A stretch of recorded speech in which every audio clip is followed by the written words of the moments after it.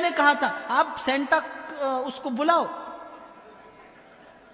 हाँ आप खूब बुलाओ, और उसकी झोली में से कुछ आपको मिलता हो अपनी झोली भर लो आप। मैं तो नहीं बुलाऊंगा। It might sound partial but yes I M.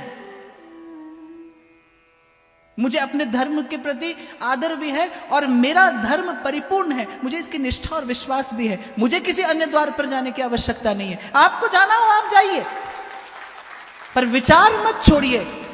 Gita में भगवान कहते हैं अपने धर्म में भिक्षुक होकर मर जाना अच्छा है कि किसी और के धर्म में आप सम्राट होकर मरे। किसी के धर्म में सम्राट होकर जीने से अपने धर्म में भिक्षुक होकर मरना अच्छा है। दुर्भाग्य इस देश का, दुर्भाग्य इस देश का कि जिस दिन आप वो रंग बिरंगा पेड़ सजाते हैं उसी दिन धरती रक्त रंजित हुई थी गुरु गोविंद सिंह जी महाराज के साहिबजादों की शहीदी से। एक भी भारतवासी उस शहादत को प्रणाम निवेदन करना भूल गया, एक भी भारतवासी। किसी कवि की पंक्तियां हैं, बड़ी सुंदर बात मुझे लगी। उसने कहा सरहिंद की जिन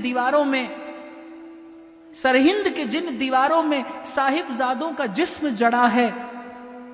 गुरु गोविंद सिंह जी महाराज वो दो सपूत, जब नवाब वजीर शाह ने कहा कि इनको जिंदा दीवार में चिनवा दिया जाए, दोनों भाई हाथ पकड़ कर खड़े हैं, एक छोटा और एक बड़ा। वो घटना में याद करता हूं तो जब दीवार चिन रहा था वो जल्लाद, एक छोटा भाई एक बड़ा, उस दृश्य का स्मरण करना। और छोटे भाई के मुख पर जब दीवार आई तो बड़े भाई की आंख से आंसू गिरा, और छोटा भाई पूछता है कि बड़े होकर भी आप रोते हैं?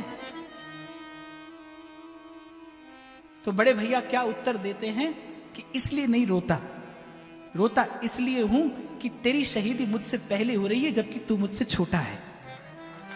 तेरी शहादत मुझसे पहले हो रही है क्योंकि तू मुझसे छोटा है। इस प्रकार के बलिदान पर सरहिंद की जिन दीवारों में साहिबजादों का जिस्म जड़ा है, सच पूछिए ऐसी ही बस किसी नींव पर सत्य सनातन धर्म खड़ा है। आप भूल गए। इसीलिए मैंने कहा व्यासपीठ का काम है जगाना।